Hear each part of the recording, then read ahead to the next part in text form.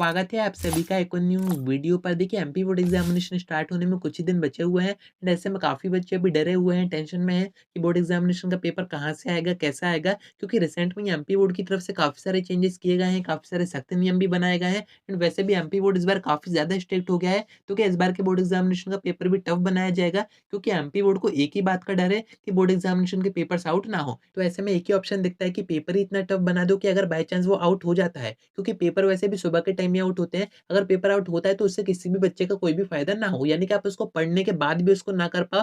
क्योंकि काफ़ी जगह आपको बताया जा रहा है कि इस बार के बोर्ड एग्ज़ामिनेशन का पेपर टफ आ सकता है। तो ये बात कहीं न कहीं तो सही है, पर कहाँ पर टफ आएगा, कितने परसेंट टफ आएगा वो मैं आपको आगे विथ प्रूफ दिखाता हूँ एंड यहाँ पर आपको डरने की ज़रूरत नहीं है कि पेपर टफ आएगा। इस वीडियो से मैं आपकी टेंशन नहीं बढ़ा रहा हूँ। जो बोर्ड एग्ज़ामिनेशन में होता है, जो फॉर्मेट होता है क्वेश्चन्स का, वो आपको बताऊँगा, जो कि एमपी बोर्ड ने खुद आपको बताया है। तो वीडियो में अंत तक बने रहिए, नए तो सब्सक्राइब ज़रूर से कर दीजिएगा, नोटिफ़िकेशन आइकन ऑन करके रखिएगा। एमपी बोर्ड एग्जामिनेशन से जुड़ी सारी अपडेट्स मैं आपको यहाँ पर देता रहूँगा। अब देखिए बोर्ड एग्जामिनेशन के पेपर के फॉर्मेट को आप समझें तो इसमें आपको तीनों टाइप्स के क्वेश्चन दिए जाते हैं। ईज़ी क्वेश्चन भी रहेंगे, एवरेज क्वेश्चन भी रहेंगे एंड टफ क्वेश्चन भी आपको दिए जाएँगे। डिफरेंट एग्जाम में डिफरेंट रेशियो हो सकता है क्वेश्चंस का कि कितने परसेंट ईज़ी क्वेश्चन रहेंगे, कितने परसेंट एवरेज क्वेश्चन रहेंगे एंड कितने परसेंट टफ क्वेश्चन आएँगे। आप अदर स्टेट बोर्ड्स का भी देखो, जैसे सीबीएसई बोर्ड हो गया तो उसका रेशियो मैं भी आपको आगे बताऊँगा। गुजरात बोर्ड हो गया, राजस्थान बोर्ड हो गया, जितने भी आस-पास के बोर्ड है सभी का रेशियो डिफरेंट होता है। यानी कि ये बात तो फिक्स है कि आपके बोर्ड एग्जामिनेशन के पेपर में तीनों टाइप्स के क्वेश्चन आते हैं। ईज़ी भी आते हैं, एवरेज भी आते हैं एंड टफ क्वेश्चन भी आते हैं। एंड यहाँ पर एमपी बोर्ड ने अपना रेशियो भी बता रखा है। अगर आपने इन सभी पर ध्यान नहीं दिया है तो उसी के प्रूफ में आपको आगे बताऊँगा। अपन कंपेयर करते हैं सीबीएसई बोर्ड को एंड एमपी बोर्ड को, क्योंकि कंपैरिजन से आपको ज़्यादा अच्छे से समझ में आ जाएगा।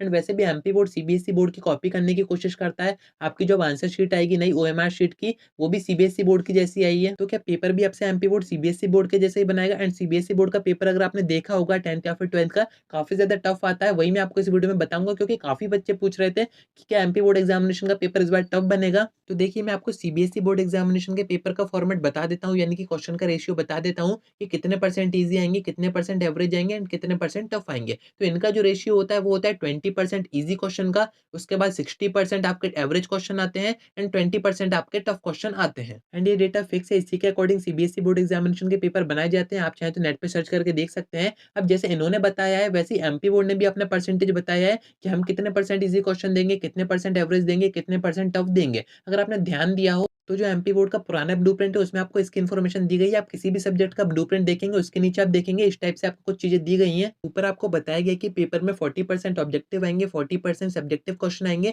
एंड जो 20% क्वेश्चन बच रहा है उसमें आपको ऐसे क्वेश्चन दिए जाएँगे जिसमें कि आपको थोड़ा-सा सोचना पड़ेगा, दिमाग यूज़ करना पड़ेगा, जिसको कि यहाँ पर कहा गया है एनालिटिकल क्वेश्चन। तो ये जो 20% क्वेश्चन है यही आते हैं टफ क्वेश्चन में। नीचे आप देखेंगे यहाँ पर आपको कठिनाई स्तर बताया गया है, यानी कि क्वेश्चन का रेशियो बताया गया है। तो एमपी बोर्ड एग्जामिनेशन के पेपर में 40% तो सिर्फ ईज़ी क्वेश्चन आएँगे, जो कि यहाँ पर मेंशन किया गया है। उसके बाद 45% आएँगे एवरेज क्वेश्चन, उसके बाद सिर्फ 15% आएँगे टफ क्वेश्चन। तो यहाँ पर आप देख सकते हैं कि जो टफ क्वेश्चन है उसका वेटेज काफ़ी ज़्यादा कम है।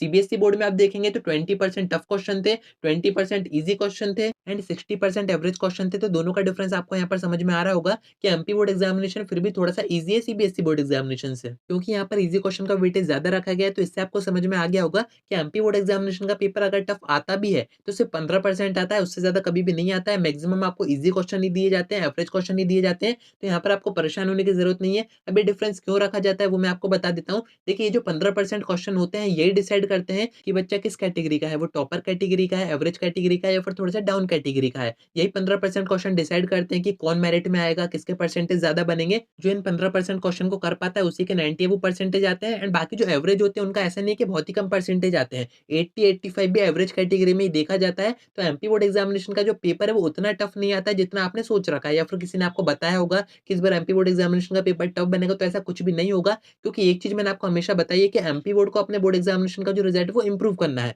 वो ये चाहता है कि मैक्सिमम बच्चे यहाँ से पास हो जाएँ। तो आप खुद ही सोचिए कि एमपी बोर्ड ने अगर पेपर टफ बना दिया तो जो रिजल्ट है वो और ज़्यादा डाउन हो जाएगा एंड प्रीवियस कुछ सेशन से आप देख ही रहे हैं जो रिजल्ट है वो डाउन होता जा रहा है। एंड इस बार एमपी बोर्ड काफ़ी ज़्यादा कोशिश कर रहा है कि जो रिजल्ट है वो इम्प्रूव हो। तो आपका जो पेपर है वो टफ तो बनाया नहीं जाएगा, एवरेज से ही आपका पेपर आएगा, आसान से ही आएगा। बस 15% का पूरे पेपर में गेम होता है, क्योंकि जो टॉपर्स है वो फिर अपनी शक्तियाँ कैसे यूज़ कर पाएँगे। मेरी शक्तियों का गलत इस्तेमाल किया गया है ना। ये दुनिया बहुत खराब है ना। बाकी 85% में तो मैक्सिमम बच्चे पास हो ही जाते हैं, तो थोड़ा-सा फेयर कॉम्पिटिशन हो इस कारण से 1-2 क्वेश्चन टफ दे दिए जाते हैं, क्योंकि आपके क्वेश्चन पेपर में आते हैं 23 क्वेश्चन, उसका अगर आप 15% देखोगे, तो वही 2-3 क्वेश्चन आते हैं, वो 2-3 क्वेश्चन आपको टफ में दे दिए जाते हैं। तो परेशान होने की आपको ज़रूरत नहीं है, अभी भी आपके पास 85% एवरेज पार्ट बचा हुआ है, उसको अगर आप पूरा करोगे, तब भी आपके 75, 80, 85 परसेंटेज आराम से बन जाएँगे। एंड वैसे भी हो सकता है कि इस बार 60 परसेंटेज पर आपको 25,000 रुपीज़ दिए जाएँ, वो सब मैं आपको आगे बताऊँगा। एंड अगर आप ये सोच रहे हैं कि जो रेशियो मैंने आपको दिखाया है, ये तो पुराने ब्लूप्रिंट के हैं, इस बार ऐसा नहीं हो सकता है। तो देखिए, ये जो रेशियो है क्वेश्चन का, वो हर बार सेम ही रहता है। आप चाहे सीबीएसई बोर्ड का देखें या फिर एमपी बोर्ड का देखें, क्वेश्चन आपको इसी के अकॉर्डिंग दिए जाते हैं। रेयर केस में कभी कुछ चेंज होता है। तो उम्मीद है कि आपको सारी बातें समझ में आ गई होंगी। आज की वीडियो में इतना ही।